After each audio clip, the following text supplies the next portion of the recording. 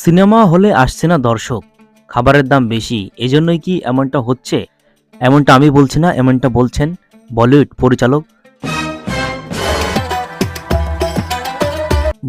পরিচালক করহ জোহর।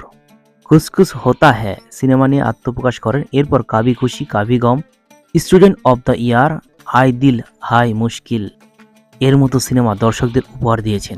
সম্প্রতি এক সাক্ষাৎকারে তিনি সিনেমা নিয়ে কথা বলেন। তিনি সিনেমা হলগুলোতে বিক্রি হওয়া খাবারের দাম বাড়িয়ে দেওয়া নিয়ে কথা বলেছেন। এই পরিচালক মনে করেন ভারতীয় পরিবারগুলো আর সিনেমা হলে যেতে পছন্দ করে না, কারণ তাদের বাচ্চাগুলোর জন্য পপকর্ন কেনার সামর্থ্য হারিয়েছেন এই দাম বৃদ্ধির কারণে। সিনেমা দেখার সময় সেখানে খাবারের দাম নিয়ে সমস্যায় পড়া সাধারণ মানুষের কথা বলতে গিয়ে বলেন, তারা ১০০টি বাড়িতে গেছে এবং সেই ১০০টি বাড়ির মধ্যে ৯০ জন বলেছিল যে তারা বছরে মাত্র ২টি সিনেমা দেখে। এই গোষ্ঠী আমাদের দর্শকদের একটা বড় অংশ। তাদের রোজ হলে যাওয়ার সামর্থ্য নেই। দীপাবলিতে বা স্ত্রী ট্যুর মতো ছবি কথা শুনলেও এরা হলে আসে।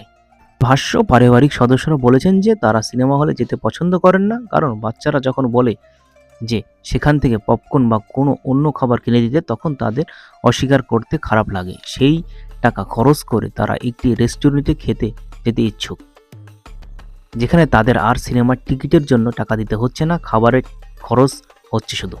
এই ছিল আজকের আপডেট। ভিডিও ভালো লাগলে অবশ্যই লাইক, কমেন্ট, শেয়ার। ধন্যবাদ।